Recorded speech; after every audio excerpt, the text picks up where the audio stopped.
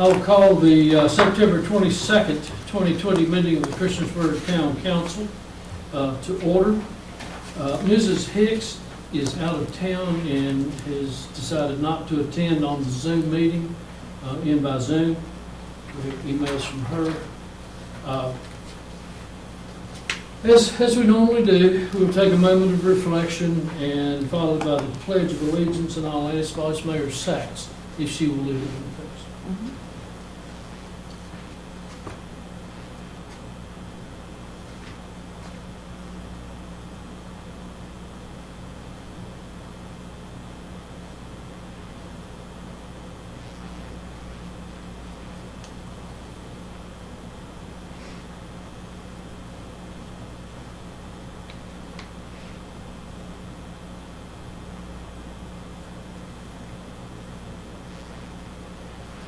Thank you. Would you please stand and join us for the pledge? I pledge allegiance to the flag of the United States of America and to the republic for which it stands, one nation, under God, indivisible, with liberty and justice for all. Thank you. Are there any adjustments to the agenda? Hearing none, I believe we have no public hearing scheduled for tonight. Is that correct, Mr. Longford? Okay. On the consent agenda, we have the minutes from the September 8th, 2020 meeting, the monthly bill list, and resolution recognizing October the 4th through the 10th as National Fire Prevention Week. I still move. Moved and seconded. Any discussion, questions? Madam Clerk? Yes, sir. Councilman Bishop? Aye. Councilman Huppert? Aye. Councilwoman Sachs? Aye. Councilman Showalter? Aye. Councilman Stipes? Aye. That is 5-0 and 1 absent. Under introductions and presentations, Assistant Director of Engineering, Capital Projects and Utilities, Justin St. Clair, to present on water and sewer capital projects. Justin? Thank you.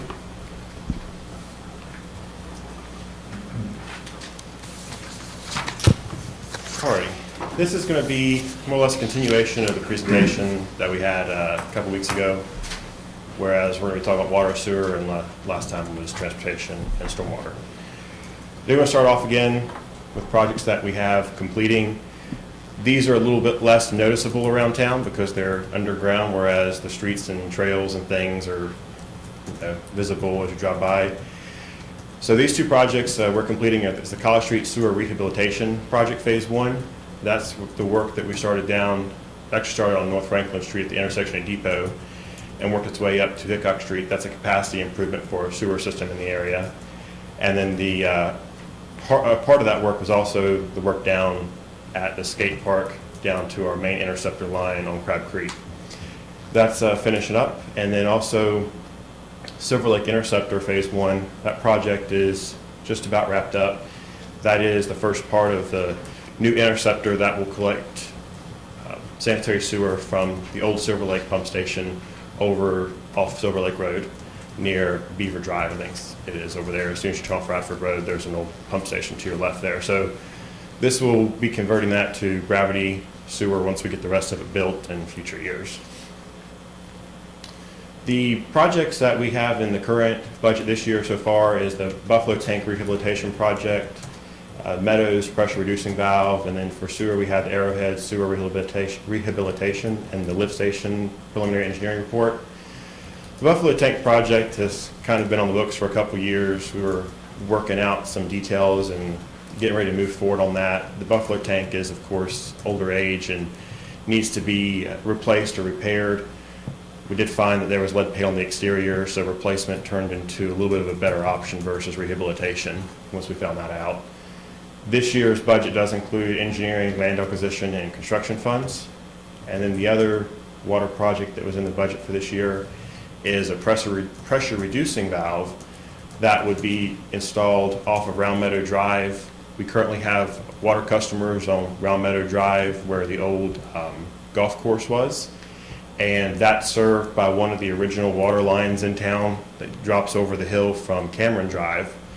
And since the Water Authority built the new transmission line through there, we're going to connect to that directly versus running it a long way around, basically.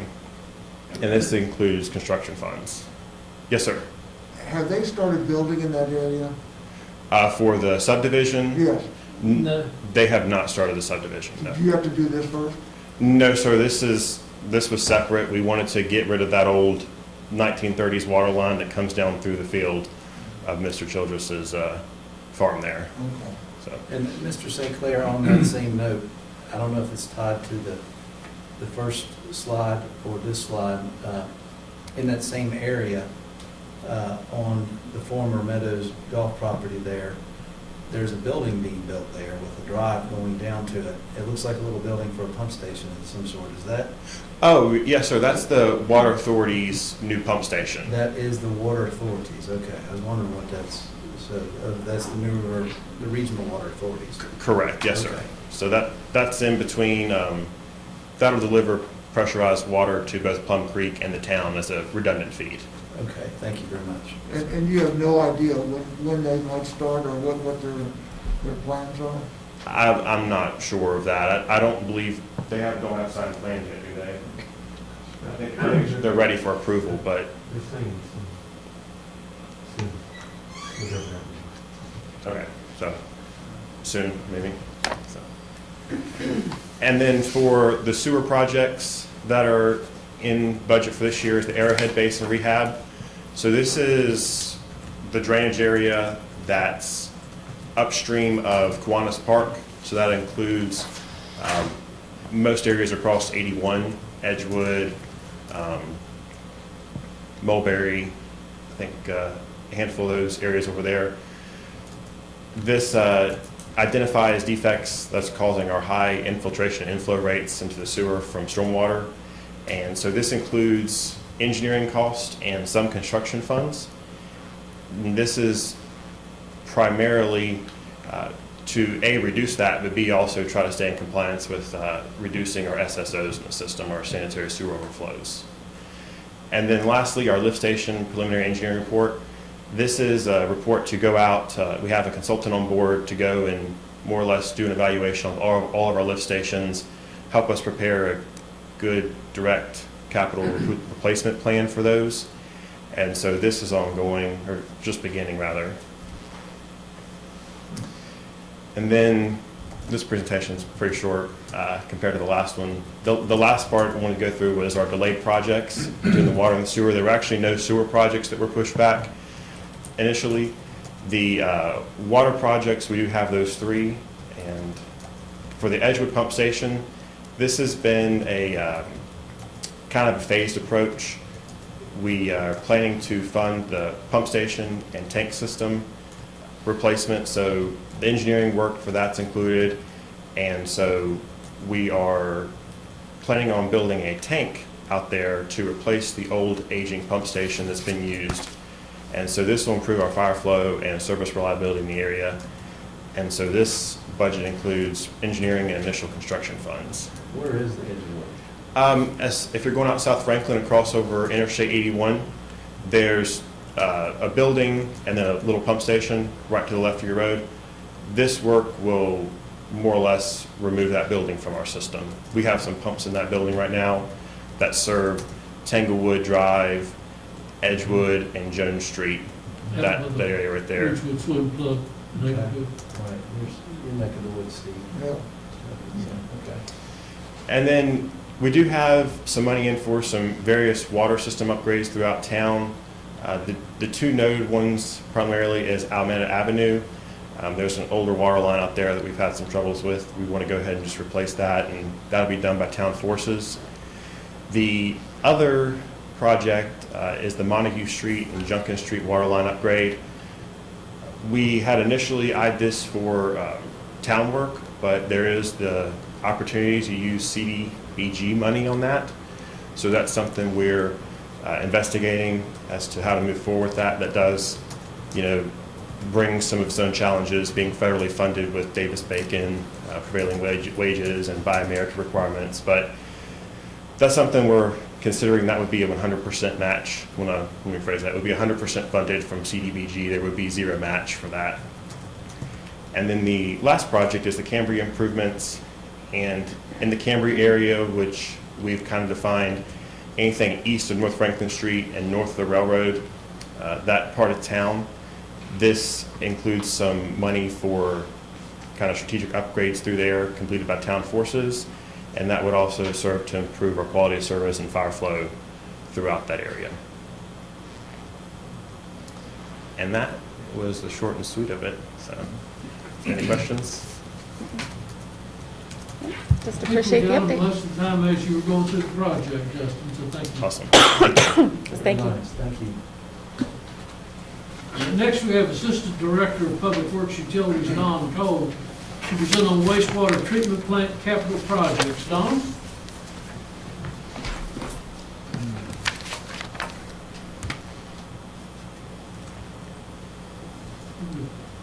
Good to see somebody else rips their glasses off when they take it. Every time. Mr. Mayor, Council, if you please. I'd like to talk to you a little bit about our town's wastewater treatment facility. So some important milestones. 1980, the wastewater treatment facility was commissioned, rated to process 2 million gallons per day of flow of wastewater. The wastewater treatment facility was brand new in 1980, replacing previous systems within the town. Then in 1999, we upgraded and expanded it, partially for I&I that Justin just talked about, to handle those high flows and to handle the growth in the community with 4 million gallons a day. Then in 2006, we upgraded again to 6 million gallons per day. Now, that picture right there is of the aeration basin being put in the late 1990s. Are you getting 6 million a day? Currently, in dry weather, like today, we were doing about 3.7 million gallons per day. What's interesting is, today was a dry day. What do you mean by a dry day? It's not raining. So today, interesting that you mention it, today we had a dry day. We were pulling in 3.7 million gallons a day flow into the wastewater plant. But at the same time, we were only selling anywhere from 1.5 to 2.5 million gallons per day. So we can tell right off the bat that in a dry day, we have more I&I than water we're pulling in from water we sell. You might explain that, Mr. Cole, because that relates to what just Mr. St. Clair was explaining. The upgrade of the sewer systems, a lot of that is to make sure that we're not treating stormwater runoff. Because when it rains, it gets in our sewer system and it ends up, costing us and our taxpayers money to treat water that doesn't need to be treated. It's stormwater that gets into our lines. The I&I stands for infiltration and inflow. Basically, when the ground gets wet, it gets in the sewer lines, and then we have to treat the water whether it needs to be treated or not. Does that make sense? It all ties together. Well, so how do you divide it? We don't. We have to treat it all. So today we treated 3.7 million gallons per day of flow. It's an extremely diluted wastewater, but it adds to our electric cost. And you can see that when you're looking at our electric bills. If you compare that with the water flowing into the plant or the wastewater flowing into the plant, the electric bill goes up as the flow goes up. So that goes back to the I&I conversation that Justin was having with you earlier. But I'll get back to this. That's a good question. In some of the upgrades that we've done along the way to this 40-year-old plant, in 1989 we added anaerobic digesters to the process. In 1996 we changed the point where we were discharging our effluent from Crab Creek to New River to meet discharge requirements from DEQ. So we put a new effluent pump station in and a force main all the way to New River. In 2000, we stopped disinfecting the effluent water with chlorine and switched to ultraviolet light disinfection. It's a more effective treatment. and easier to deal with for the employees. In 2007, we installed a new wet weather pump station with that I&I we were talking about in mind. In 2000, I'm sorry? Oh, guess I'm hearing things. In 2012, we installed a new emergency generator. This was the first time in 2012 that the plant was able to, the entire plant was able to run on generator power with a power outage. Before that, we were only able to run some processes on the generator that we had. Then, as you are aware, we just recently finished a UV upgrade to the one that was installed in 2000. And that's the picture that you see right there. That's the new UV system that was installed and completed this year.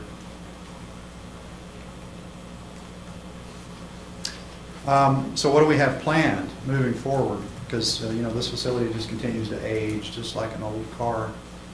We've got three big things planned for this fiscal year, and I'm going to talk more about each one of these individual things in later slides. For this fiscal year, we have a preliminary engineering report that is going to identify improvements for the next 20 years for the wastewater treatment facility. That one's budgeted out at $125,000, and we are in process doing that PER right now and identifying what those issues are. We're doing separate from the PER, we're doing a biosolids system upgrade design to upgrade and replace the current gravity belt thickener with a rotary drum thickener and a centrifuge. This one we thought was urgent enough based on maintenance costs that we go ahead and move it ahead of the PER and actually get going on it. It's in design right now. And then of course we have $78,900 in ongoing upgrades to the supervisory control and data acquisition, or SCADA system, that was put in a few years ago. You guys should probably saw that live a few years ago. The pictures that you're seeing here are, let's see if I can get this thing to work. This is the current GBT, gravity belt thickener, late 1990s install. This is something we would like to go to, some product similar to this. It's a centrifuge, and that is actually what is in use at Struvel's Creek wastewater facility right now. And we're looking for something like that. So let's talk a little bit more about the preliminary engineering report. So the PER is going to divide the wastewater facility into 9 separate areas, and I have those circled, and you'll see that there's more than 9 circles there, but a couple of those go to one area. What it's going to do is, first it's going to ask the question, with the increase in I&I and with the way the town is growing, is this wastewater plant set up right now to grow with the town, or is it not? And once we answer that question, we're going to look at, well, if we're not big enough to grow with the town, looking at, people coming into this community, plus the I&I that continues to get worse, what do we need to do? And then if it is big enough to grow for the next 20 years with the town, well, we still got to do some things, because we have a lot of processes in here that are reaching their life expectancy, and maintenance costs just continue to grow. So it's going to look at all of that. It's going to, like I said, break it into 9 different areas and provide us a roadmap of projects that we can use over the next 20 years to plan and grow with the town. It's also, we've asked the engineers to identify funding opportunities, because we realize this is going to be a very expensive process. So on here, you'll notice that there's 2 buildings called out. It's the UV building and the biosolids building. The biosolids building I talked about briefly a while ago, and I'm going to talk about it more. We elevated that ahead of the PER, And then, of course, the UV building, we just completed it, so we don't need to address it for at least another 20 years. Okay?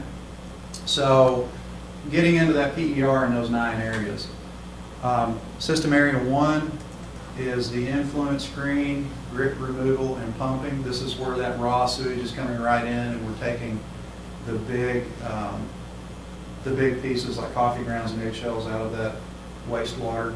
And then this Archimedes screw right here is lifting the water up to provide a hydraulic head for gravity flow through the rest of the system. This is original to 1980. You can see the really nice concrete here, the leaking gearboxes. And if you were able to drill in on this screw right here, you would see significant deterioration in the surface area of the screws. System area 2, flow equalization. We use the areas that are circled in the map and then the pictures of some of the older basins that I'm showing you right here. That's what we use to deal with that storm flow. So right now we got that 3.7 coming through the plant. If we get a big rain and the creek picks up and the I picks up, what we'll do is we'll divert some of that excess flow into these until we can get the plant running at a faster speed and then process through that wastewater. The concrete in many of these basins is built in 1980. The accepted service life for concrete basins like this is 40 years. System area 3, the primary clarifiers. Once we get through the other 2 processes, primary clarifier starts taking out some of the sellable solids. This concrete right here was once a smooth surface. This equipment here, it's obsolete. I can't even get parts for it. I have to send my parts to a machine shop to get it built. So I'm looking at something altogether new. All of the basins are showing signs of deterioration. This is a crack that's seeping. System area 4, aeration basins. This is a now version of the picture I showed you earlier when the aeration basins were being built. They're due rehabilitation. It's been over 20 years since they were built, and it's time to start looking at redoing all of the aeration heads inside those basins. System area 5, secondary clarification. It has similar problems. While these secondary clarifiers, and here's pictures of them right here, they're not quite as old as the primary clarifiers, but they do have similar problems with the concrete getting older, and they have a significant algae buildup. And once that algae grows, it has to be physically removed at some point, either right there by our personnel or at the next stage in the process. We're going to ask the engineers to look at how can we limit that algae growth with some form of cover. And it's going to help us to reduce our labor as well. System area 6, once we pull all of the sellable solids and the grit, we send it all over to biosolids development, which is our sludge storage and primary and secondary digestion. And those show themselves as storage areas and digesters where we use generated methane or propane to raise the temperature and allow the organisms to kill each other off. These are all original to 1980. These are holding tanks with mixers. This boiler uses the methane or propane to raise the temperature in the primary and secondary digesters. We've easily spent over $60,000 in repairs on that one piece of equipment within the past 2 or 3 years. And the cost continues to grow. System area 7 primarily deals with the administration building, which is original to the facility. Structural and mechanical for all of the other buildings, and of course electrical. And here's a picture of our electrical. It was installed in 1980. It's obsolete. I can't find parts for it unless I'm getting it off of somebody's got it in the back of a dusty warehouse somewhere, and they're going to charge me extra for it. Or I have to get an electrician in to retrofit something new in. It just doesn't work well these days, and it's not up to code. And System Area 8, the SCADA system that was put in a few years ago. So we put a new SCADA system in to improve our efficiency, to reduce downtime, to improve uptime, and to help save us on our treatment methods.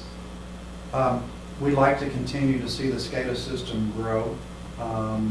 There are certain processes that aren't being controlled right now that could be controlled more efficiently if we can program in and monitor.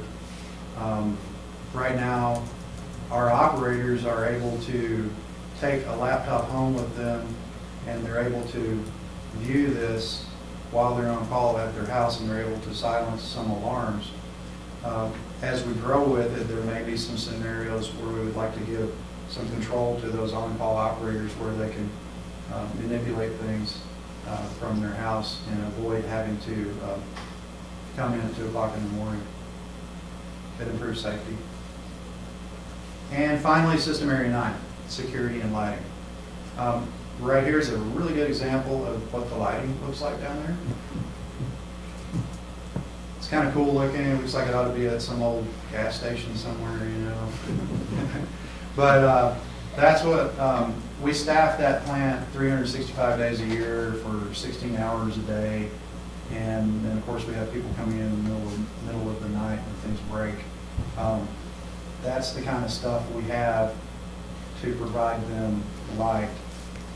And then we've had some issues with the lighting where during a heavy rain event where we get rain for several days, that lighting system shorts out and it can trip out and shut down the whole facility. We've had that happen. I've been here going on 2 years, and I know that it's happened twice since I've been here. So definitely something we need to work on. The fencing, it's original to 1980.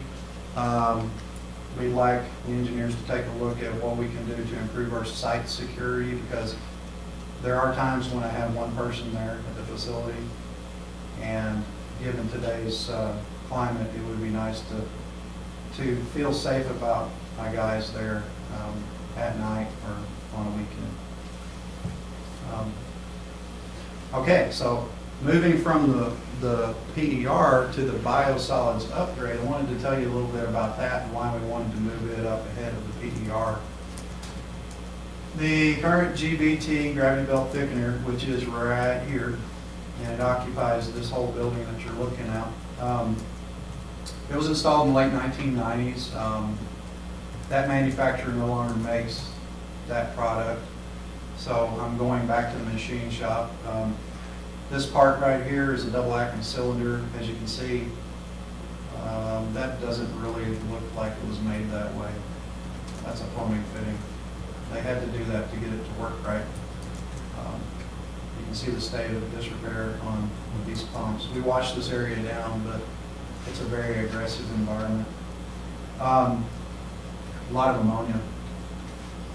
So that GBT reduces solids to about a 3 to 5% amount of solids. It dewaters it to a 3 to 5% amount of solids. And then we have a contractor who comes and picks it up and hauls it to some fields that we are working with the property owner to spread it. It's a liquid. And because it's only dewatered to 3 to 5%, it's a liquid, we pay per gallon. It's costing us well over $230,000 a year to dispose of. And then I should point out that the hauling is seasonal based upon what's the weather like, is the ground frozen. It's based upon, does that farmer want us to apply on his land? Does he have cows on it? Is he getting ready to grow a crop that we have to wait for? So it's highly variable. we have a limited number of fields, and then we're constantly monitoring the fields for things like phosphorus and nitrogen and the uptake.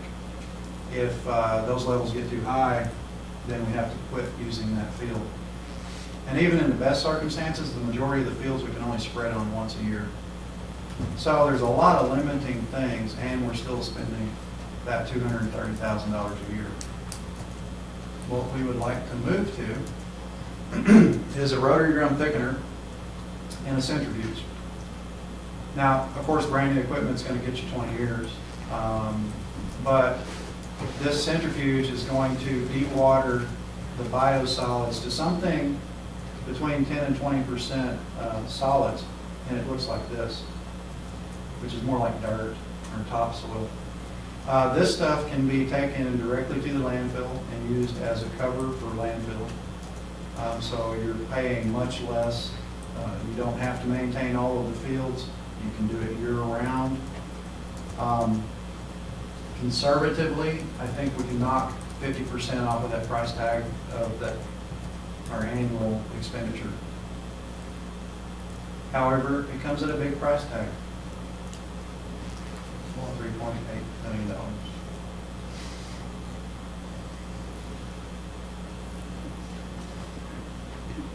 So I'll touch bases on where we are financially right now.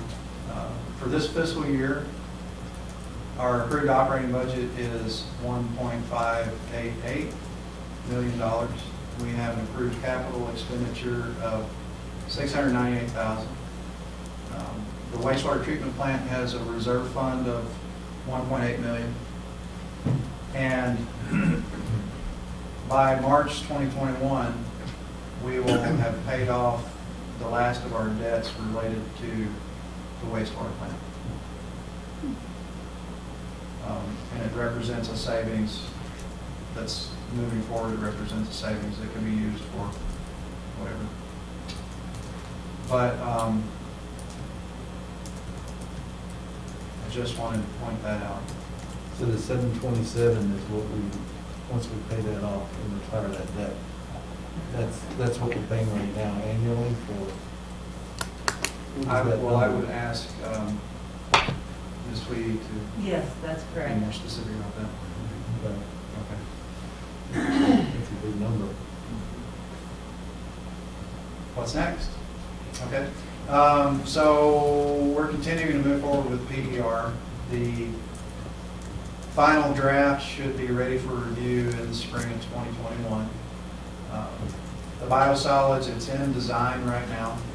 We should have the design complete and ready for construction in spring of 2021 and be ready to move to the next step.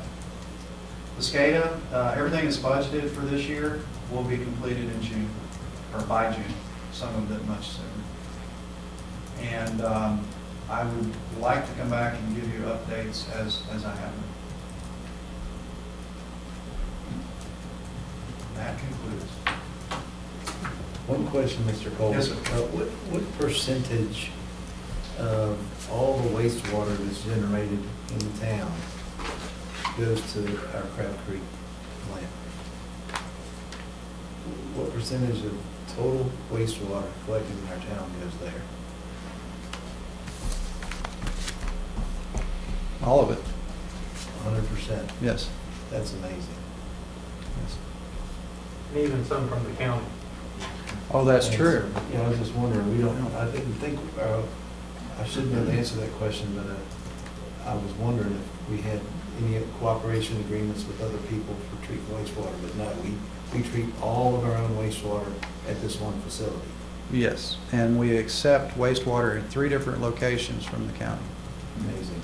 It was a great presentation, thank you. Thank you. Thank you, Mr. Cole. Thank you. Any other questions? When it rains hard, like we've had a couple of big rains, Yes, sir. how much comes through you? I've seen us take up to 15 million gallons per day of flow. Now, that's a spot flow. That's not a sustained flow. The biggest sustained flow that I've seen was during the last rain event, and I think it might have been May. It was either the December one or the May one. Both of them were big events. But we had a sustained flow coming through the plant of over 10 million gallons per day for over 70 hours. So what is that, 3 days? Yeah. So 6 million is your top, right? Yes, sir. That's So what what we're do you rated do for. the other 4? So what we do is, we'll start out at whatever the flow is right now, and as the rain comes and the flow picks up, we'll ratchet up. We kind of run the plant like a car on cruise control in the interstate. We just slowly ease that up until we get up to a 10 or 12 million gallon per day flow. And then we'll put the rest of it in the equalization basins for storage. And we'll try to run as hard as we can at up to a 12 million gallon per day flow. And at the same time, those basins will continue to fill up. During either the December one or the May one, we were within hours of overflowing. But we got lucky. Anything else? Don, thank you, that was very enlightening. Mayor, Kind of council. scary, but it was enlightening. Just what's going on down Maybe there. next time I can have something happy or funny. Mayor, council, Is thank there you. anything happy or fun about wastewater? No. Okay. Very interesting, thank you. Next, building official Jerry Henline and neighborhood services coordinator Patrick Saunders to present on the blighted structures program and neighborhood services program. Good evening, Council. Evening. Thanks for having us. Before we get started, I'd like to introduce Patrick Saunders. Probably 19 out of the 21,000 residents in Christiansburg know him. He was looking for a career change. We happened to find him, and he's now the head of our neighborhood services division here at the town. Also with us is Bain Compton. Bain handles our plan review and commercial building inspections. So tonight we're going to talk to you about, first, Randy wanted an update on the blighted structures program we did, started in 2017, and we'll also go into our neighborhood services division that we're working on now. So in 2017, at the direction of our previous town manager, we went around town to identify buildings that have been vacant for more than 1 year and any combination of the following. Met the definition of a blighted property, was disconnected from water or electrical utilities or both, had multiple violations of the Virginia Maintenance Code, there were outstanding taxes or fees, vacant and open for public entry, was an unsafe structure as defined by the Virginia Maintenance Code, is an obvious violation or it's an obvious nuisance to the neighborhood, and had multiple nuisance code violations.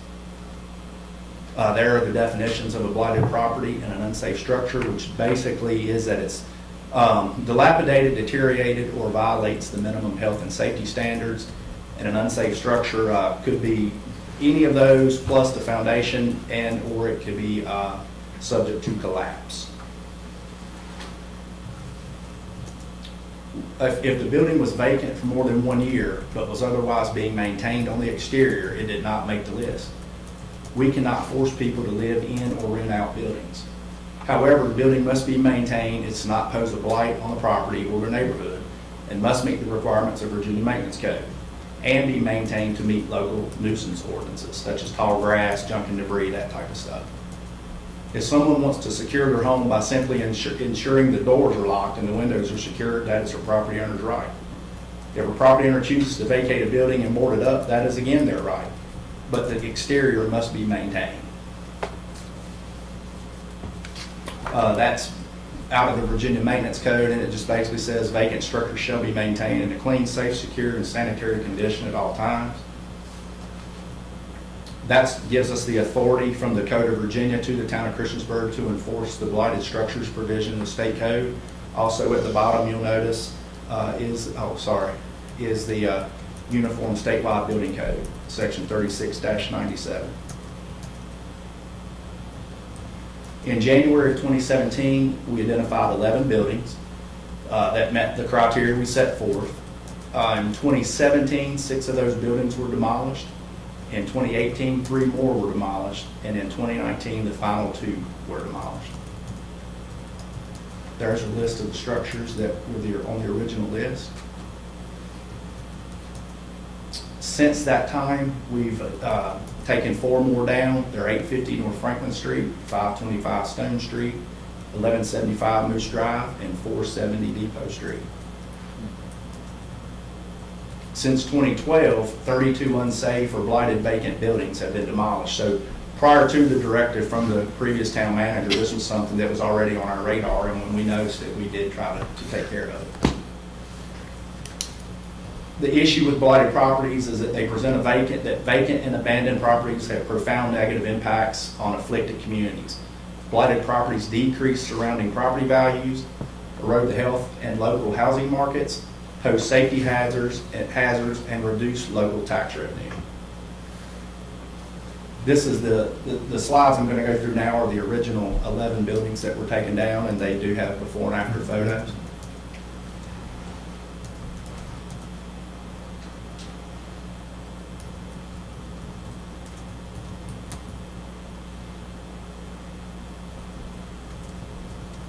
This one here in particular, I'm proud of. This is one that we got down, and the next slide will show you what's there today.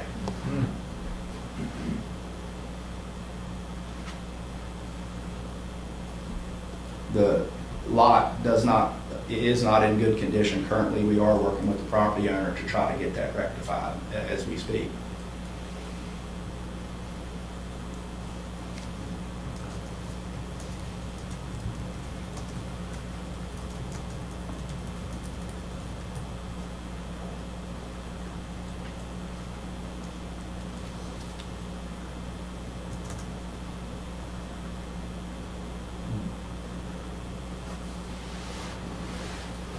The one on Moose Drive isn't totally complete at this point. The structure is gone. There's some grading and work that needs to be done around the property in terms of cleaning just the exterior areas up, but the building is gone. This house was hit on August 28th of 2019 by the truck that you see. I don't have a current photo, but that house has been demolished as well. Now we'll go into our neighborhood services program. Prior to Patrick coming on board with neighborhood services, code enforcement was handled by the zoning department. Property maintenance, which is all related to the structure, was handled by the building department. Now everything is underneath Patrick. Because of COVID, he's not been able to attend some of the trainings and things that he would have to go to for the property maintenance side of this. So currently, I'm still somewhat involved with that, but in the near future, everything will be underneath Patrick. This is on our website. This is our mission statement. The mission of the Neighborhood Services Division is to protect the health, safety, and welfare of the town of Christiansburg and to enhance the appearance of the neighborhoods and business districts to prevent blight, protect property values, and enhance economic conditions. It is our goal to obtain voluntary compliance whenever possible by administering fair and unbiased enforcement program. Our goals and objectives of the Neighborhood Services Program are to make the town of Christiansburg a clean and safe place to live through a cooperative effort between the community and the town, to provide courteous, prompt, and professional service, to gain voluntary compliance. That is our number one goal at all times. We go through extraordinary measures to get voluntary compliance. Encourage personal responsibility related to property maintenance, foster and promote relationships with community organizations. Goals and objectives for the coming year: help organize a citywide cleanup and other community-oriented projects, educate the citizens as to the benefits of code enforcement, be a resource to the community.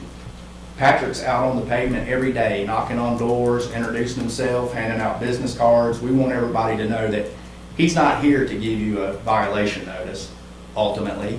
He wants to make you aware of the program so that we can prevent violations before they become a violation. Strive to always achieve, again, we always want to achieve voluntary compliance. And lastly, encourage community pride. This is how our complaints are received via an online complaint form, email, telephone, with staff. We are now proactive with code enforcement, property maintenance, so we're out on the streets looking at that. And again, there's our proactive enforcement on them. Based on the history of citizen complaints, we have focused on 4 primary violation types. Tall grass by far is the biggest complaint that we get. Junk and debris would be next, inoperable vehicles, and blighted buildings. Property maintenance predominantly is still driven by tenant complaints, with the exception being the blighted structure program that we do. That chart, pie graph, shows the complaints that we have over on the left side.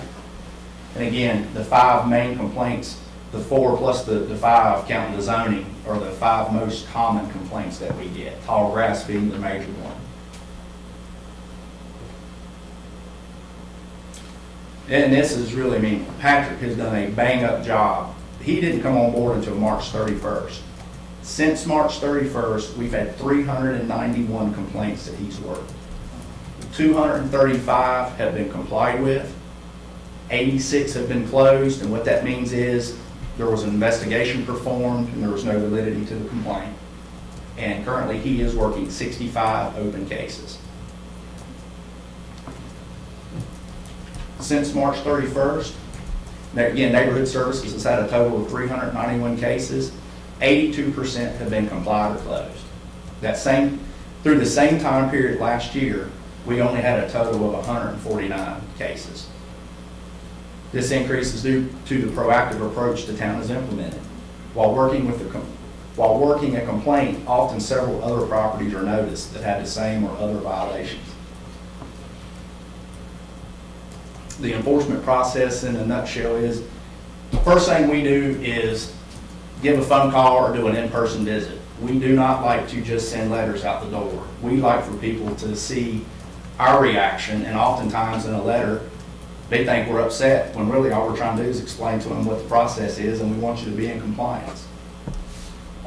If we can't get an in-person visit, then we will certainly send a letter to the property owner. Provide reasonable time to correct the violation. In many cases, more time is allowed than town code stipulates. If not corrected as required or agreed to, a formal violation notice is issued. If a violation is not corrected in the time frame stipulated, legal action may be pursued. Typical enforcement time periods: tall grass is 10 days, junk and debris is 10 days, longer if it's an excessive case. Inoperable cars, about 10 days, longer depending on the amount of vehicles. And property maintenance is 10 to 20 days, longer if it's not a safety hazard. And again, I'll emphasize, contrary to what some may hear, we generally give longer time periods than what the town code stipulates. Cases involving nuisance type violations, which is junk and debris, tall grass, line of sight issues, things of that nature, average about 8 days thus far, and this is since Patrick came on board, until they're complied or closed out. Unsafe structures, blighted buildings, and multiple inoperable cars typically take longer to gain compliance. Some unsafe and blighted structures have taken, depending on how you look at it, it's been 5+ years. Some will say that that's ridiculous, but people don't realize some of the things behind the scenes that you have to go through to get some of these buildings taken down. Again, why so long? Property has sentimental value to owners. The foreclosure process can be timely. An owner lives out of town. We often can't get in touch with them. No contact with the owner. The property is in probate court. We have one case that we're working right now. The property's been tied up in probate court for 2 years in the state of South Carolina. No one likes to be told that they have to tear their personal property down. I understand that. Town staff prefers to work with citizens and not rely on the court system. A judgment in court does us no good if the person already can't comply with the violation notice, and generally it's due to financial restraints.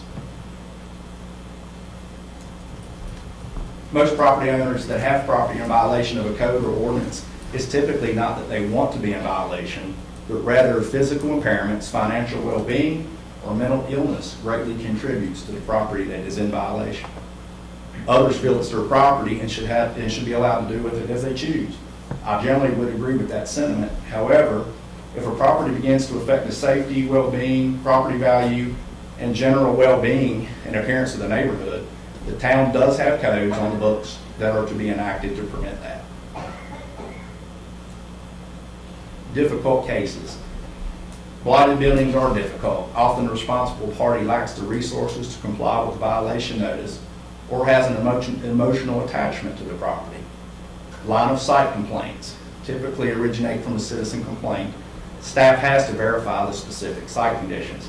That one seemed to be a source of controversy a month or two ago, evidently, and I just want to make sure people understand that's not something we're generally out here on the road going around looking for line of sight violations. If a citizen complains of one, and in the case that I'm speaking on, the citizen indicated they were almost hit pulling out on multiple occasions. If we turn ahead to that and something were to happen, they're knocking on our door wanting to know why. Tenant complaints often involve disputes as to unpaid rent.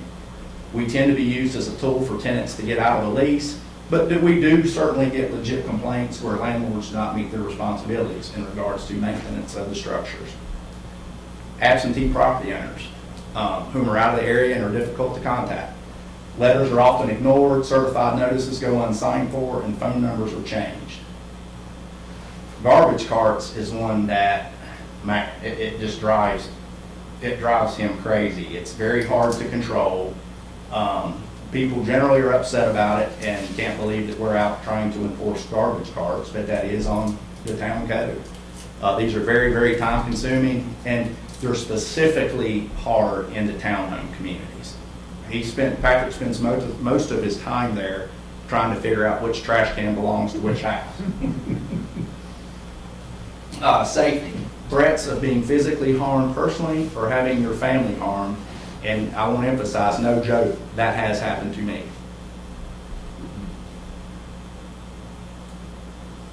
Everyone that complies with one of our cases receives this letter. And I'll just give you a second if you'd like to read through it.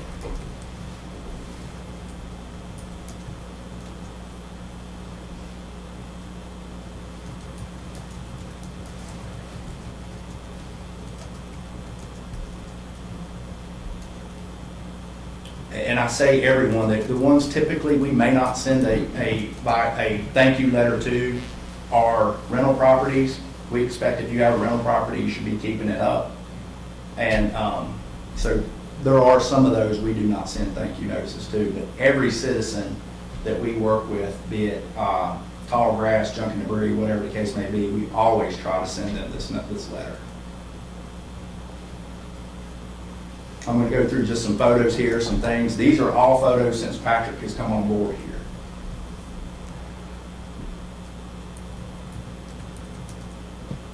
That's the same structure. That's a completed photo once everything was cleaned up.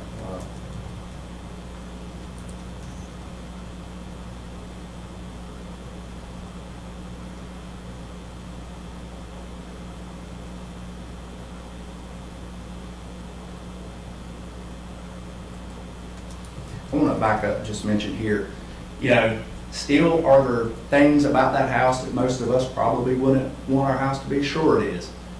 The main part has been mowed. We can't go around telling people that they have to weed eat around the foundation of their house and that type of thing. We're not out there doing that.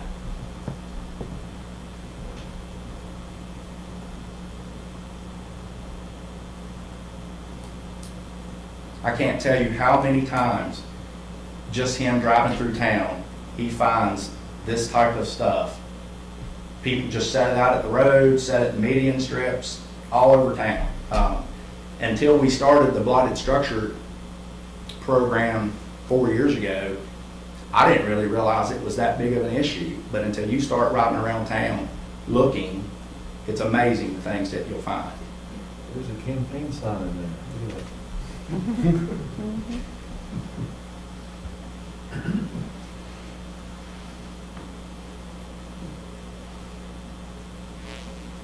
This particular case here is not completed, but the photo does show significant progress has been made on this one.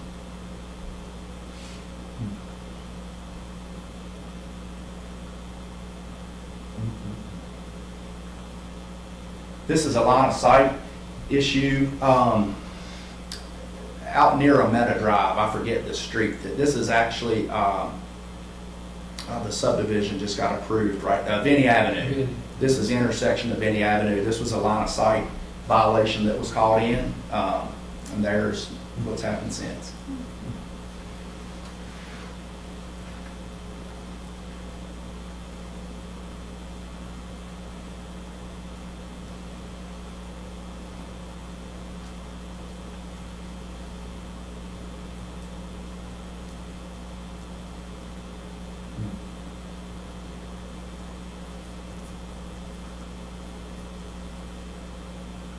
This one here is still an active case, still not where we want it to be, but there has been some pretty good progress made on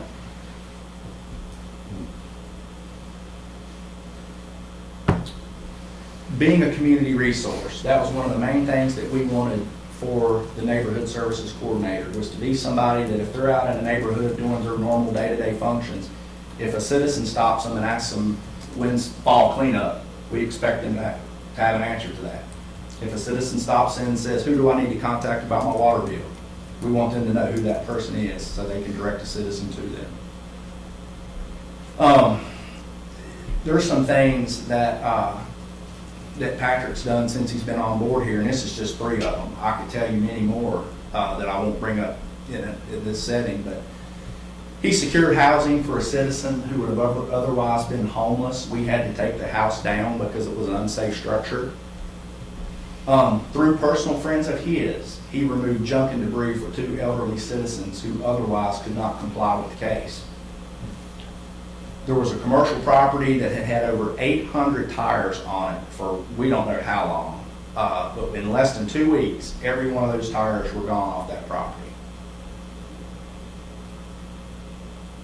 Projects that we plan to do, we are working on one right now. As you know, I sent an email out several weeks ago. But some of those are, we want to do a handout. We're currently working on a handout to educate citizens as to what constitutes a code violation. We want to have a cleanup day coordinated with fall and spring cleanup. We plan on doing this every year. Partner with the big event annually. Development of the neighborhood services webpage. And if possible, find funds for people to assist those in needs of maintenance to their properties. I would like to take a chance, since if we have time, I would like to read some of these. I've condensed these. I'm paraphrasing here. These are not quoted because they were too long. There's so, we've had some negativity on social media in the last 6 or 8 weeks, and I just want everybody to understand, probably for every 1 or 2 complaints you hear, I can tell you we get many more that are happy that this program is going on. This was a voice message that we received on September 16th, and basically it said, today Patrick Saunders stopped by and introduced himself as Neighborhood Services Coordinator, and I really appreciate it. It's nice to know if we need someone's help, he's there to help us out. I love the town of Christiansburg, and I thank you very much. I think this position is great, and I thank Patrick Saunders for stopping by. This was a voice message we actually received Friday the 19th. It said, I notice you all have hired a code enforcer to have people mow their yards and things of that nature, and I want to tell you that it's one of the best positions I think you all have hired so far. I can see an improvement in our community and neighborhoods. There are people that haven't mowed their grass in weeks, months, and that's not an exaggeration, and I see now that they are. I want to let you know that I'm sure you are probably getting a lot of grief from some people, but I'm one that greatly appreciates you having to fill that position and actually enforce it. I hope and pray the town will actually stand behind somebody that is out there doing their job that well and that good, and at the end of the day, we all want a nice neighborhood and nice homes, so the value will go up, not down. This was an email we received on 9/21. It says, I've been a resident of Christiansburg for over 30 years. Within the past 4 or 5 months, I've seen a lot of positive changes that have improved the appearance of our town and enhanced property values. In particular, I've noticed a lot of old structures been taken down in both business and residential areas. Also, a lot of junk that created eyesores in our town has been eliminated. Please let the department and employees responsible for these projects know they are appreciated. Keep up the good work. And lastly, this was on July 28th of 2020, and I saw this property when he was working on it, and it was a mess. It basically says, I'm writing in recognition of an employee with the town of Christiansburg. For the past 6 summers, I've been trying to get the empty lot beside me cleaned up. It's been a nuisance to the neighborhood. Fallen trees have blocked the road, damaged my fence and house. Also, large weeds, poison ivy has grown through the fence onto my property. It is for this reason I write. In 2 weeks, Mr. Patrick Saunders was able to contact the business owner and coordinate clearing of this lot. The crew today did an amazing job. I want to recognize a job well done, sincerely. Common myths about neighborhood services. You will be fined for having a window screen missing. Let me assure you, no one will receive a fine for having a missing window screen. Town staff rides around looking for missing window screens. We're not riding around looking for missing window screens, I promise you. Town staff singles out certain citizens. We don't do that, never have. Town staff picks and chooses cases they investigate. When we receive a case, it goes into our system, and he goes out and follows up with it, regardless of who it is. Town staff issues fines in order to increase revenue. Where we will never use code enforcement as a method to increase revenue for the town, I will assure you. Staff does not like me and has singled me out. We put personal feelings aside. We have a job to do. If we get a complaint, we're going to follow up with it. Thank you. Yes, sir.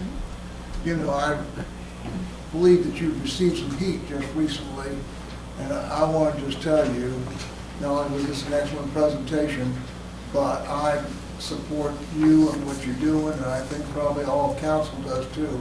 And this is just a great feature for the town of Christiansburg, and I'd like to just thank you. Thank you, sir. Patrick, I'm gonna put you on the spot. Yes, sir. You got about, I want to limit you to 5 minutes, but I know you'll never do that. But you've explained to me a couple of times is that you talked about a street down on the top of the hill, at the top of the mountain. You Yes. had one complaint and ended up fixing how many? There were 6 or 7 on one street. So, yeah. So when you go into it, you're not just, I mean, you're looking at the whole, if you're down there, you're looking at it all. Well, let me put you in my position. Nobody likes to be told that they have to do something. So if I get a complaint and I go to your house, Mayor, and you've got high grass, and as I'm driving up your street, there's 5 more that have grass worse than yours. Do you know what you get when you knock on somebody's door? You need to mow your grass. Well, the first thing you're going to say to me is, what about him? And what about them? So it's all about fairness. It's not as though I'm out looking for violators. It's just, it's very difficult when you're out here to do your job. And let's face it, guys, none of this has been done. And it's really opened my eyes in how I look at things. I know Will Drake has asked me, he asked me one day when we were riding around, he said, do you look at things differently now? I said, absolutely. And you know, it's just those things. But there's been a lot of areas. That area on top of the mountain, there's a few areas in town that I think if folks kind of rode around and looked, you would see improvements in them. And they're hard areas. Yeah, but that happens quite frequently, yes. Any questions for Patrick? I'm sorry. Yeah, comment. And I would like to say, this person was made for this job. I wouldn't say that. I mean, he was made for that job. You know, guys, and we have to realize too, COVID's changed things. And you know, really, I think the town has been blessed with the citizens. We've got a great community. We have great citizens in this town. We don't all see eye to eye, I get that. But for them to comply with as many people that have complied with me to date and with the town is just amazing.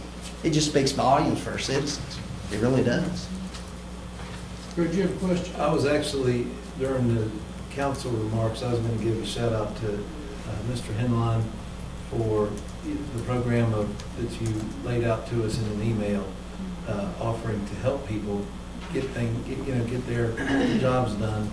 So I'll just do that now. And I also wanted to say, having known Mr. Saunders for several years and his wife Haley, And knowing his reputation in the community, the pleasure I got to know that he was on our team, on our professional team here, I couldn't believe it, actually. I was like, Patrick Saunders? And I agree that he was custom made for this job. I And appreciate that. oh, no, this is a great report, and Jerry, Mr. Inline, you've got a great team, and Mr. Saunders, personally, I'm delighted that you're, like I said, on a professional team now. This is a Cinderella slipper for you. Well, and I think we all agree, we do see improvements. Yeah. Well, And I do appreciate that. Look, And I'm not at things perfect, a lot so, differently yeah. nowadays. More importantly, we hear about that. We do, oh, yes. And this is, I didn't share 5 or 6 Facebook posts that I've got from people over the last 4 months about, you know, and not only did he come and say we need to, but he told me someone to contact to help me with it. It was a lady who had inherited a piece of property, and she just didn't know what to do, and so it's all pretty much taken care of. Well, the way I look at it, I work for the citizens of the community. That's what I do. That's what I'm there for. Anything else? Patrick? I just want to say, I remember when this first came up, and Patrick, it's good that you said that. We didn't have anything like this until 2017. And it left a lot of us scratching our head. I think, Harry Collins is the one that brought it to our attention, put it in front of us, and we had a good discussion. Harry brought a lot of great information in about it. And I was sort of going to wait and let's see how this goes.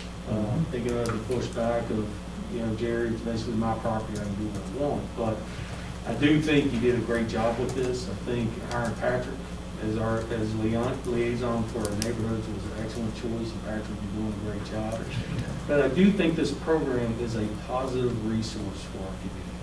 And I hear more positives coming from people saying, oh, thank you for, I see that this blighted building, which I complained about for years and just, nobody acted on it, is now gone.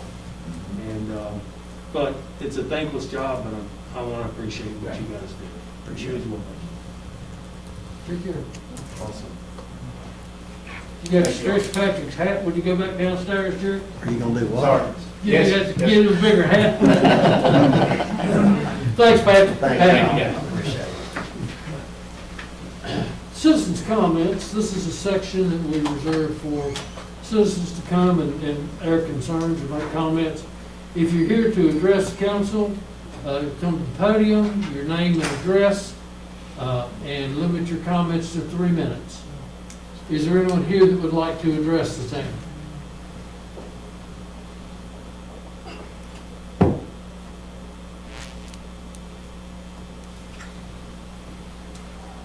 These 3 presentations are a little longer than I'd like to see, but pretty reasonable. Anybody? No, sir. We'll close the public citizens' comments section.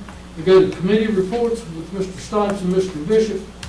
Street committee report on lot line variations and easements on Fairview Street.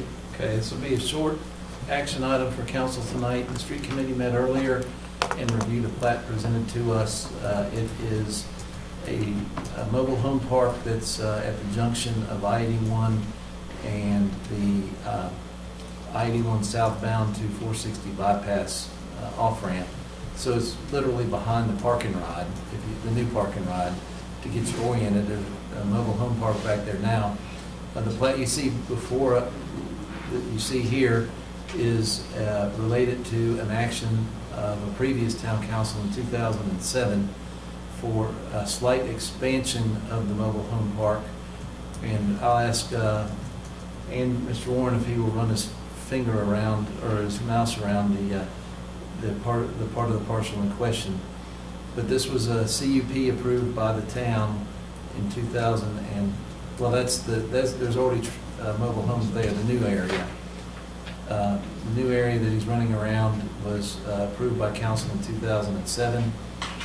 There was a state law enacted during the Great Recession and the housing crisis to place extend moratorium on sunset clause for action on conditional use permits, and we have one of those this evening. maybe speak to us, but long story short, this was approved by previous council, and the vacation of 5 internal lot lines, you see the dashed lines internal to the property, are part of tidying up the parcels so that they can place 11 additional units on there, which was approved earlier and is still a valid current application with the site plan approval process. So with all that being said, there's already been a public hearing, already been action by previous council, and in the staff's view, this is still a valid application, or a valid, how do you say that? A valid approval? Still a valid approval. It's still a valid approval. And the street committee's reviewed this with staff and recommends approval of the plat for the purposes that we just discussed, is for the addition of 11 units on that existing mobile home park. So recommendation for approval of the plat to vacate the lot lines and provide an access easement on Finnegan Lane right here, basically another entrance to serve some additional mobile homes there, is presented to council with the street committee's blessing, and that is also a motion to approve. It's a motion. Yes. Do I have a second? In search of a second. I'll second. Motion and a second. Any discussion? Wait, how many are there now? Was there 6 or 7 there now? Oh, no, there's probably, I would guess 50. Or there 50?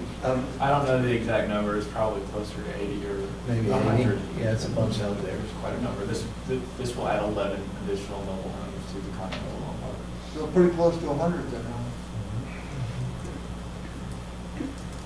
Okay. Any other questions? Madam Clerk? Yes, sir. Councilman Bishop? Aye. Councilman Hubbard? Aye. Councilwoman Sacks? Aye. Councilman Showalter? Aye. Councilman Stipes? Aye. Thank you, Mayor. That's it. Thank you, appreciate it. I gotta get this. Under discussion and action by mayor and council, the appointment of Tara Telrico, Hampton Inn manager, and reappointment of Luke Brew Coffee Company owner and manager, to the Montgomery County Tourism Development Council for terms beginning September 22nd, 2020, and ending September 21st, 2021. I'll make a motion that we appoint Tara and Luke to the Montgomery County Tourism Development Council for terms beginning September 22, 2020, and ending September 21, 2022. I'll second. Is there a second? Yes. Sorry, frog in the throat. Got a mask in your face. Yeah. Okay, are there any comments or questions? I'd like to ask either of the appointees if they'd like to say anything.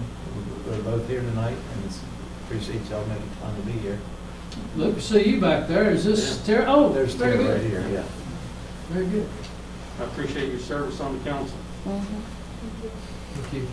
How was your, how are you doing on filling up the place? We're still under renovation, but it's improving. It's definitely improving. The weekends are picking up. I think this weekend we'll have about 80 in-house on Saturday night. We have 119 rooms. That's good. Mhm. It's, So almost 75%, is that right? Yep. That's great. So Lisa is working really hard, getting us information so we can just continue to try to bring people into the community. Very good. Mhm. Luke? You have anything to say, Mr. Brew? Just, thanks for letting me do it again. This will be my second time. So. Okay. We appreciate it very much. Very good. Nothing further, Madam Clerk? Yes, sir. Councilman Bishop? Aye. Councilman Hubbard? Aye. Councilwoman Sacks? Aye. Councilman Showalter? Aye. Councilman Stipes? Aye. It's 5-0-1, thank you. Community Development Block Grant Annual Action Plan, the public hearing was held September the 8th. Andrew, is this one yours? Yes, sir. I have nothing to add. We have not received any public comments during the public comment period. And the approval tonight would allow staff to move forward after the public comment period ends this Friday to submit it to HUD for final approval. I'll make a motion that we approve the 2020 Community Development Block Grant Annual Action Plan. I'll second. The motion and a second. Questions or discussion? Madam Clerk? Yes, sir. Councilman Bishop? Aye. Councilman Hubbard? Aye. Councilwoman Sacks? Aye. Councilman Showalter? Aye. Councilman Stipes? Aye. 501, thank you.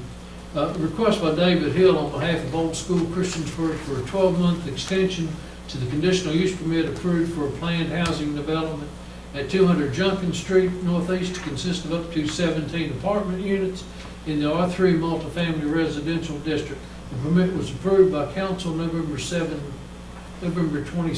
2018. Mr. Hill is here tonight. You have questions for him, and I believe he is allowed, under the approval, in 2018, he is allowed an option for a 1 year. Yes, sir. Yes, sir. So David, what's going on up there? Thank you, Mr. Mayor, and greetings, members of council. Thanks for having me tonight.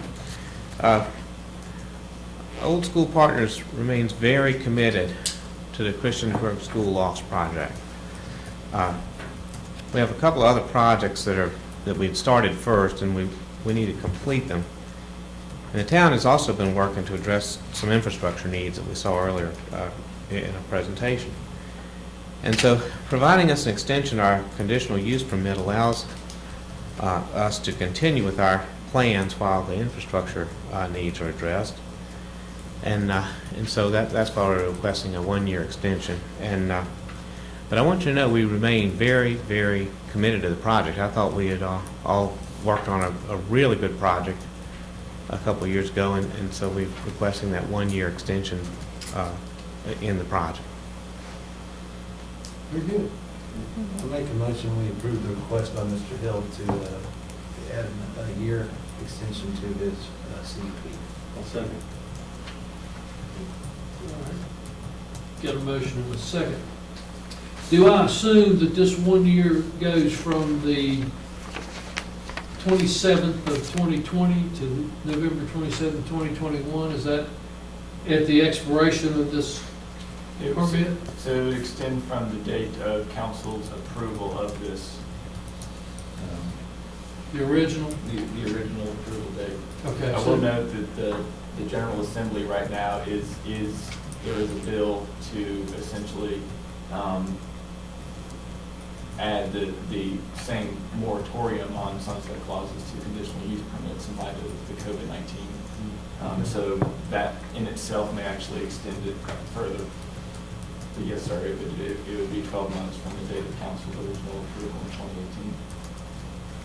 If I'm correct, it's November 27th, 2020 to November 27th, 2021. Is that y'all's understanding of all of this? Mm-hmm. I guess before we vote, Mayor, may I ask Mr. Hill one more question? Sure. Is 12 months adequate for you to keep you from coming back? Are you going to pull the trigger within the next 12 months? I hope so, yes, sir. That's the current plan, yes, sir. Very good. Any other comments or questions? Madam Clerk? Yes, sir. Councilman Bishop? Aye. Councilman Hubbard? Aye. Councilwoman Sacks? Aye.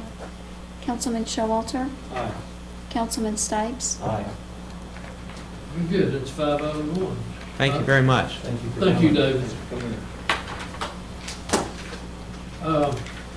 The next item is the council options in appointment of member to the vice mayor position. I think Randy has outlined something in it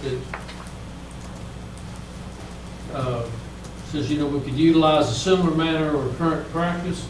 We can utilize the top vote getter for each election serving a 2-year term rather than 1 year, or we can do something else.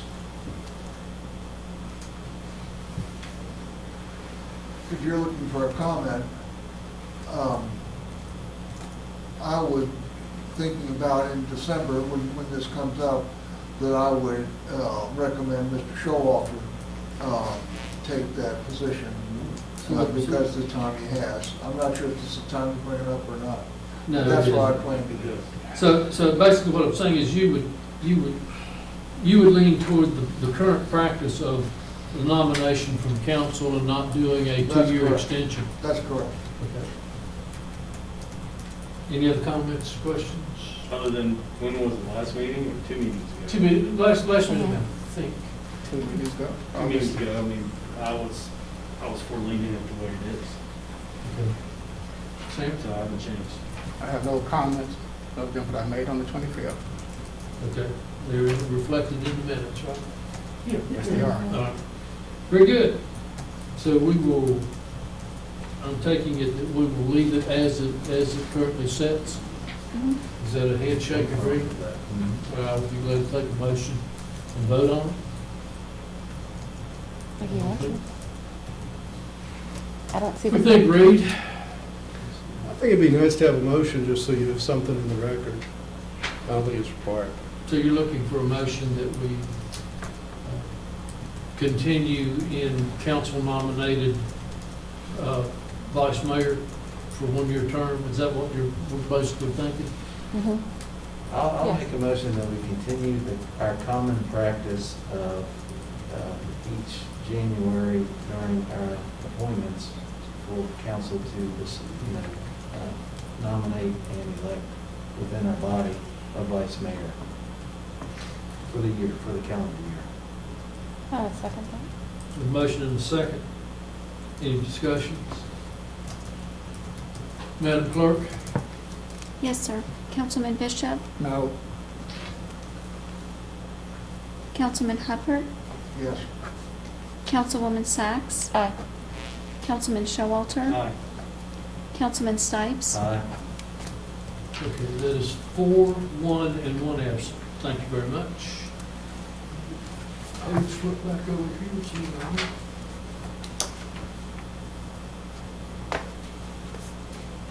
I guess we're getting ready to, staff reports. Randy? Just like to see if I could get a consensus from council on tasking the planning commission with engaging in reviewing the comprehensive plan. We had made revisions to the comprehensive plan about 4 years ago in regards to urban development areas, and we had done a review a couple of years ago, but the plan is getting a little bit dated, and it's just kind of being proactive to maybe get the planning commission started on the review, but it is a pretty big undertaking. So before staff, I guess kind of basically asking if that's acceptable with council to task them with that. I think so. Mhm. We're supposed to do that every 5 years. Yes, right? it's required to be reviewed every 5 years. You don't necessarily have to make amendments, but it has to be reviewed every 5 years. And I'd say there's been enough changes, or projects we've approved, and also plans for different things, a park, different things that it's certainly, and our commercial areas, the downtown. Absolutely, I'm in favor of that, Right. But just taking that as a consensus. We need to do that. Okay. Just point out that the bridge, the ribbon cutting for the Depot Trail and Bridge is going to be this Friday at 11 o'clock. I know right now they're calling for rain, but that's when it's scheduled for. Also, let you know, we're looking at potential work session in regards to budget amendment, and we're thinking maybe October 22nd for that. That would be the third Tuesday in October. Would that work for council? I'm out of town. Yeah. Said it would, Huh? said it would. Yeah, probably would. I thought we'd talked about looking at that, a meeting somewhere within the next 2 to 3 weeks, prior to going to, Are you out that whole week? huh? Are you out that whole week? Yeah. Would say maybe the week prior work. I think part of the reason we wanted to wait, I guess later in October, by the 20th, we should probably have August and September meals and lodging reports. And it's fine, whatever council wants to do, it would not work for me. I'm fine the week before, we need to be, I would recommend that we can. Would you want to maybe schedule a work session prior to that council meeting on the 13th then? I'd like to have That a week before. Have it as part of the meeting. What about that Thursday? Or that Thursday? I'd really like to see us have a separate meeting on this? Yes, yes. Because we do work sessions, you know, you got an hour or so, and this thing could take 2 or 3 hours. So I would suggest, if possible, a night, a Thursday night. Thursday the 15th? That'd be good. That's all right, I'll Matt. do Mr. Thursday. Bishop, you available that night? Let's see. Valerie, is that all right with you? Yeah, we won't have all our. You won't have it all? Recent month's meals and lodging, and they're not due until the 20th of the month. And a lot of them wait till the 20th of the month to pay. We should have a pretty scientific idea of what you're looking at. Yeah, we'll know 2 months anyway. We've got July, August is coming in now. So So from what we I've, won't know September. I think from what I've seen, the meals tax is increasing a little bit, so it's not, we don't think we're gonna have a shortfall of $1 million that month. Well, not for the month.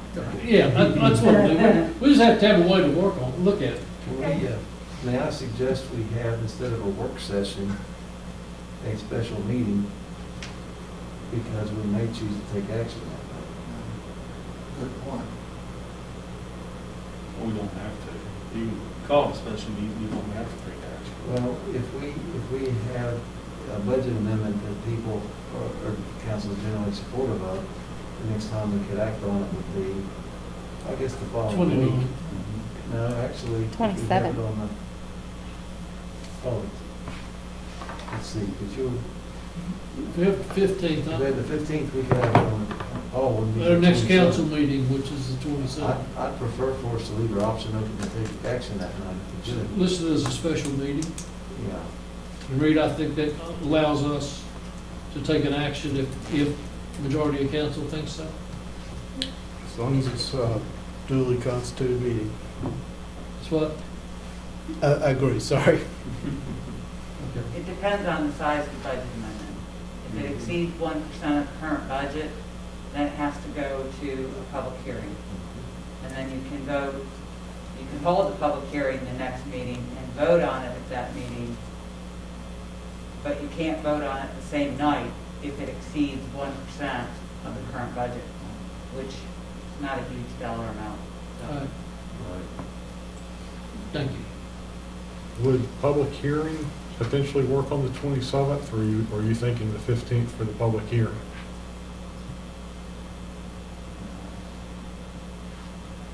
Well, whatever we decide, I'd like to take action in October, so if we have a work session on the 15th, we can advertise a public hearing on the 27th, and we can take action that night, right? Yes. I would support that, if other council members are supportive of that. The only thing that bothers me is that she's not going to be able to produce enough information to But by the 27th, we'd have a pretty good idea of what the, Well, like I you say, can we'd have always- the preceding month's bills and lodging. We can discuss it on the 15th, and if there are any updates to income, they can be listed That's a good idea. to that, Yeah. to what we discussed, so we'll have a better idea. So you're talking about having the public hearing before you have the work session? No, No. Oh, okay, I misheard that, sorry. 27th for public hearing. That would definitely work. okay. So we'll meet the 15th, Yes, and public hearing on the public hearing 27th. on the 27th. Okay. I'm a little bit, we can have the public hearing, we can't vote that night though, can we? Yes, on the We budget can. amendment, you Have the can. public hearing and then vote that same night. Yes. Okay. Do you have a time set, Randy? Would, you want to do it at 6 o'clock, 7 o'clock, Great. 6 or 7? For the The work session, work session, or special meeting, whichever comes first. yes. What do you want to go, guys? 6, 7? 6 is fine with me. Can we do 6? Is that, That's is that, six. get it pretty close? Mm-hmm. 6? You guys want to go earlier, I'll make them arrange. I could as It's well. going to go 3 hours. I don't know that we're going that long, but if you want to do it earlier, I can do it earlier. I'm flexible on time as well. Say again? I can be early as well. Take that mask off, I can shout at you. I know. I'm gonna holler. I can be ready early as well, just like Henry. Yeah, if anybody wanted to start sooner. Mhm. Five, Sam? Not pretty much. I will write it down, we'll see. Okay. 5 o'clock.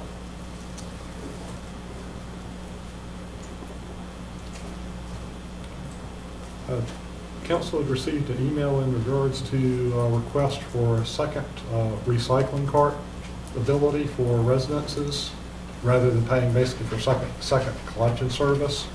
I just recommend that we take that to the Solid Waste Committee, if that's agreeable. We have one citizen that we know of that has requested, because of the amount of stuff they recycle, they'd like to have another blue bin and just still pick it up, you know, the 2 weeks, you know, on a regular schedule. And I think it was, we quoted them $5 a month, or five, you know. I think that's basically our cost. I think we don't want to go to weekly pickup, but we could give them a second recycling cart and have it picked up every other week, and I think that would... Val, you can do the records on that? Yeah, just basic math. If we went to every weekly connection, not everybody's gonna put out a cart every week. Some people, I mean, we go 2 weeks and our cart's just barely full. Right.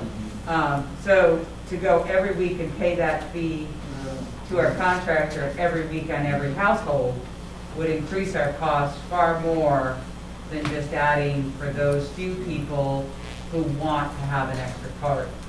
And we've had a lot of these requests over the time that we've gone to this. Whether they amount to 50 or 100, I couldn't really tell you, but you know, I don't think it would hurt us to go $10 a month to provide an extra recycling cart. So what was, I read it, but was the issue just we weren't going to provide a cart just to make sure I'm on the Right same now, we page? currently charge for second set of carts $22, which is the full fee. We don't split the fees. This is just for the separate recycling cart. And your recommendation is $10 a month for an extra cart? Yeah. That's pretty much our cost, really. Okay, so it's $5 normal, but you're just going, this particular individual or individuals, you would charge them $10. For the cart, for just a recycling cart for The the additional month. cart? Not, Picking up 2 carts, $10. right. So their garbage cost would theoretically go from 22 to 20. 32. And they did 27. No, 27. 27 plus 10 is 37. No, I don't, maybe solid, maybe water, y'all need to look at this. I'm thinking if you charge them $5 a month, which is, would put $22 for the initial, and then $5 more, which would put him to $27 a month, and he still pick up both cans twice a month. That just barely covers our cost. We pay the recycling company almost $5 now per can per month. I'd be okay with the $5 since it's recycling. If it's garbage.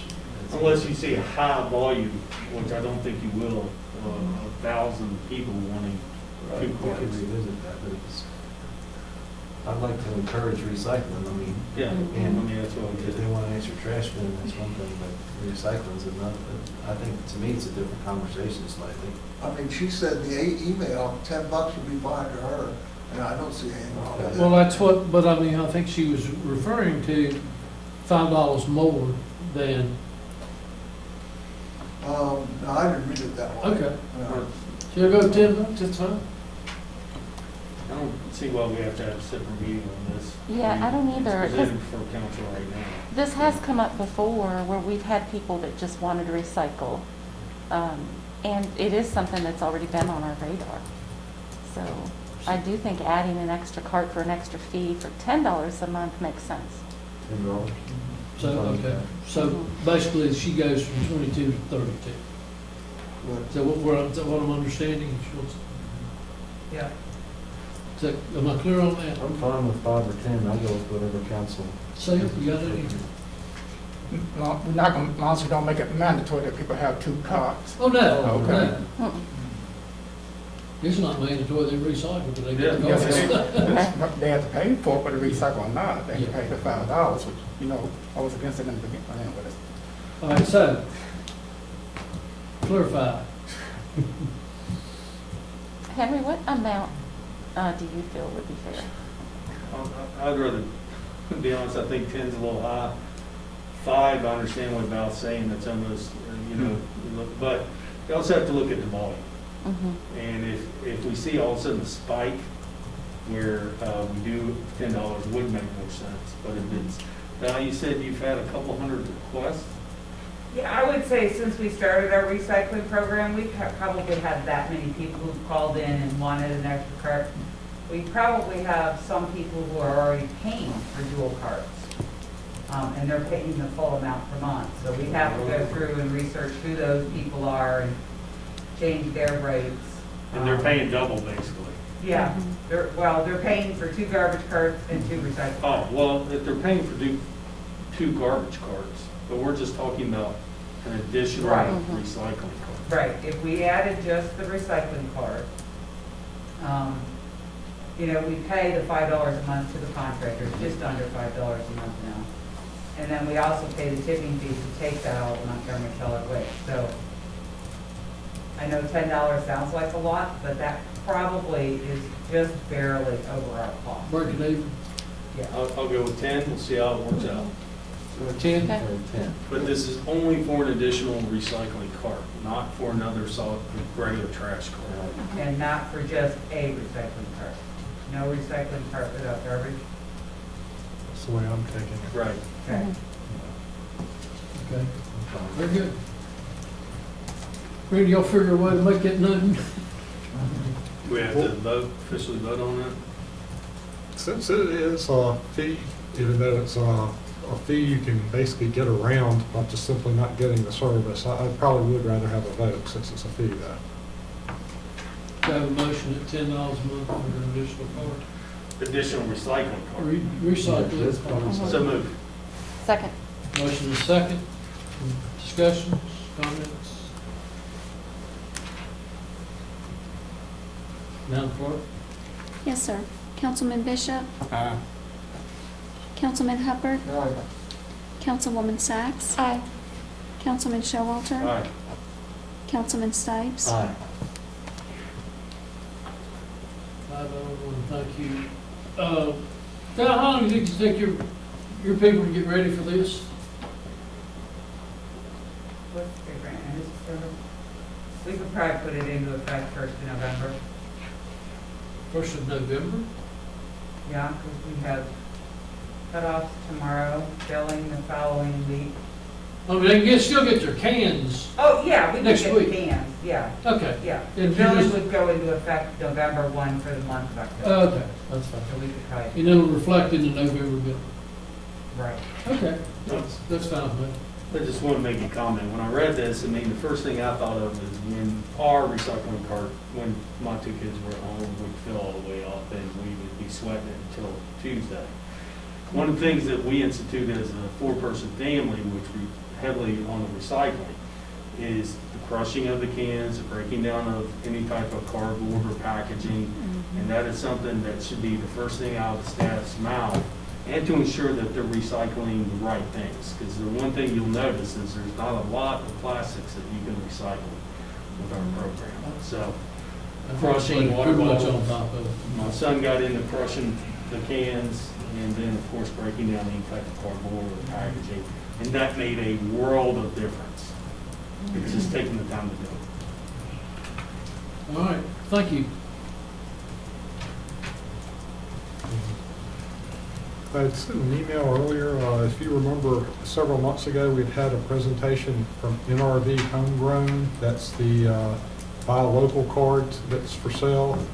It's a private group. They had requested to locate their cards at the Aquatic Center and Rec Center, and basically us sell the cards. Just get council's opinion of whether we should Well, I saw an email from you earlier about those cards. Is it not, do you think the auditors would raise an eye to that?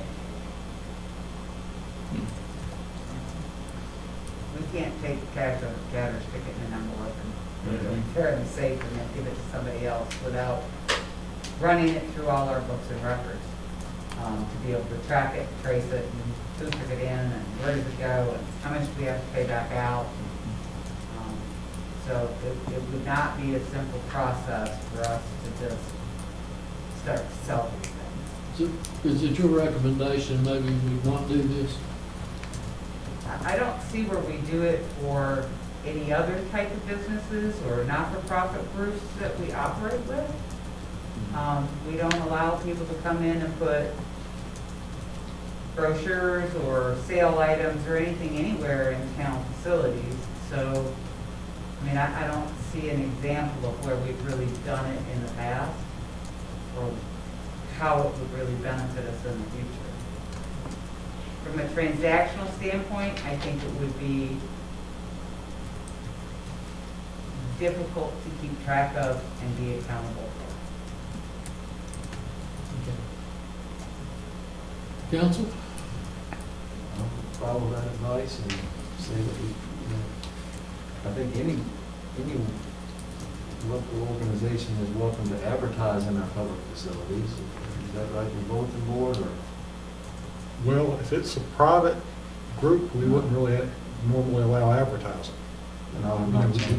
If it were something like a nonprofit that wanted to put a notice on our boards, I think we'd probably allow that. But if we had a request from a private business to put something on our doors, we wouldn't. What do you mean, put on our doors, like? Or our bulletin boards. Okay. What about the flyers? I know the Aquatic Center has that lobby that has a ton of. Yeah, that is kind of more of a community posting board. I think if they're within bounds of that, I think they could post there. I don't see that that'd be an issue. It's that they actually wanted us to be a distribution point for the cards. Right. They actually wanted us to buy the cards for $10 a piece. Yes. Sell them for 20. Correct. And that way we recruit and we keep the profit. Correct. But you're saying even as a for-profit organization, a private organization as this, they could still put brochures in the lobby of the Aquatic Center? There might be a table for brochures, but if they wanted to post something to a bulletin board, like I say, as long as it's within the bounds, in all honesty, I can't necessarily tell you off the top of my head what the posting rules are on the community bulletin board. So we do have some rules. I would say that there probably are. Or are they per facility?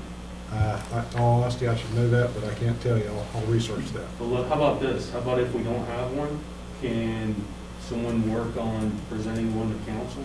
Sure. Here by the end of the year? Sure. So that we can be A policy consistent throughout the whole town. So there's some consistency in how we address it. Okay. So I think that I hear the general consensus is no. Correct. Okay.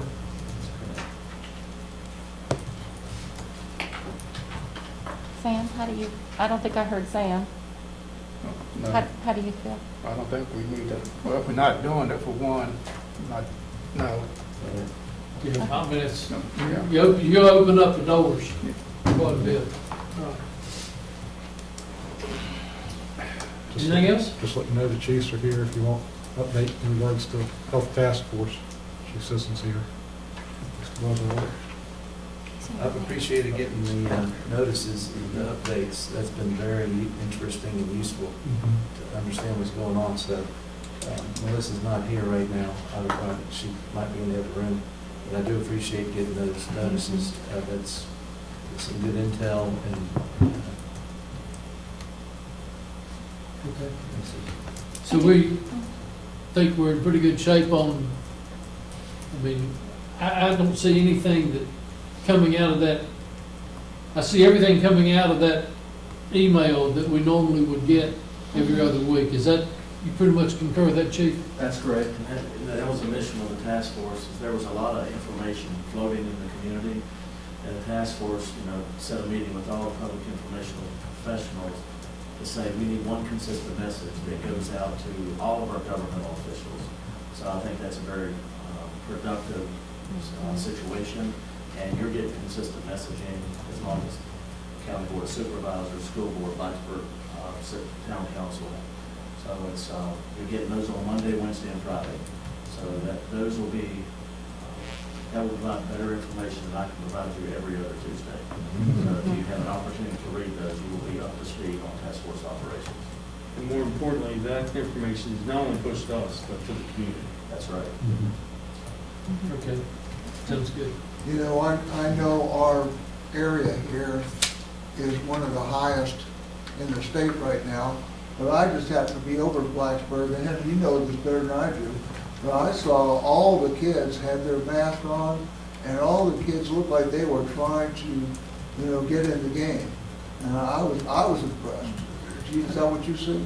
I believe that all the students in our college systems in Radford and Virginia Tech especially, since I get to see that firsthand, plus all the departments, whether it be the academic side or the auxiliary side, are working hard to meet. And I'm impressed by the students. They do a great job. They wear those masks whenever they're out. And always make I take a point every day. I do a big loop around our little mezzanine out there. And everybody's adhering to it. And of course, my daughter's there, and I haven't, I go see her. There's no issues. They're being very responsible with it. At least that I see on campus. Is that it? That's it. I do have a question for you, Randy. Has there been any positive feedback from Roselawn since, talking to the manager? I have not. I will reach back out to them this week and mention it in my weekly update. Okay. I do want to mention that I'm still receiving complaints from citizens, and it seems to be gaining more momentum, where it started out with a handful who were upset, and I think now they know I'm championing for this. I'm getting more inundated, so I think the problem is really affecting a lot of our citizen community. So thanks for any updates you can do. Marissa or Randy have since this is a private organization, a private property, has any of this group of citizens reached out to an attorney for a class action suit or anything of that nature as a group? Not that I know of. I know that there has been discussion about doing that, but I think, of course, getting involved in that, a lot of people aren't comfortable. So they're taking the route of going to the NPOR. I hope I didn't get that. Deport, yeah. So they feel like that is a step that they can take, and they're doing that. Plus, the town, the work that we're doing. Yeah. If you would, Randy, reach out. I know that they have a new manager, but I would still reach out to the president of the company if you've had contact with him. Yes. And ask him if he would like for us to forward these email complaints to him or to his administrative assistant and a carbon copy to the manager. I think they already have it, don't they? I did make them aware of Facebook post, and I have sent them at least the version of the letter that you had sent. I emailed it to the Mr. Chandler. But Mr. Redline doesn't have it, the CEO, president. I'll maybe pass along that he should get it too. Because I addressed my letter to him just so anybody watching knows, hoping that it would gain his attention, and it was bounced back. And the address was correct. So to me, that's a little fishy, and that's when I wanted to get Randy involved and enforce some code that we have.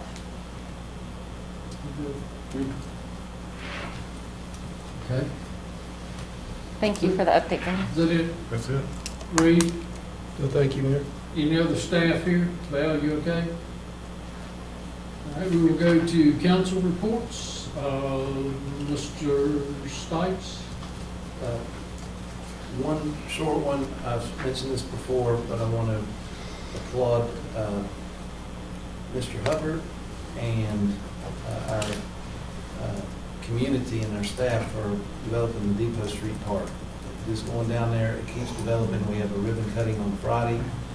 But if you, I won't shame anybody, but if you haven't been down there and walked around the whole thing and the skate park, it is an amazing facility, and it would not have happened without someone leading the way. So there's a lot of people involved, but the idea, I think, it's pretty much hatched by you and John Neal.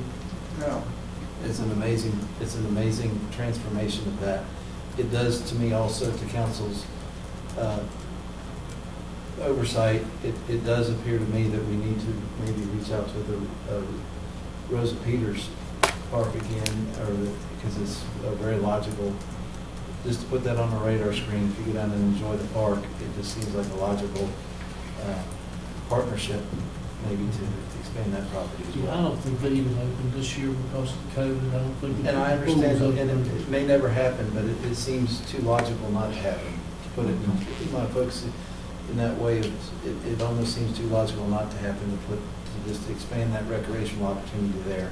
But anyway, mainly, thanks for the vision, and it's an amazing facility, and there's a lot of people that use that place. I mean, It is amazing. I've made a point of running around there and getting on the bridge the past few weekends, and it is bustling with It's a people. transformational It's a project. Huckleberry Junior. It's transformational. Yeah. Thanks. Thank you. Shaw, Have no- Mr. Hopper. Well, I would just thank you for those comments there, and if you haven't been down there and seen the bridge and the new path that they put in, is really good, connecting Depot to the skateboard park. It's just a real nice situation right now. And the other thing I would like to say is, Randy, if you would pass this on to the two people who made the presentations tonight, I just thought they were excellent, and I'm not sure if that's from you, because of your guidance or whatever they've done, but I don't think we've seen two presentations any better than what we heard tonight. Thank you. Mr. Bishop? Just a reminder of a central business meeting tomorrow at 12 noon, and this will be virtual. I have nothing to add after Mr. Bishop. You got anything? Nope, oh, sorry. Done? Nothing to add, he said it. Okay, sorry. I do get my new hearing aids sometime next week, so maybe I'll be a little bit better. Or get my hearing These aids don't sometime help. next week. All right. Is there any other business to come before council? Ms. Sachs, if you will read the request for closed meeting.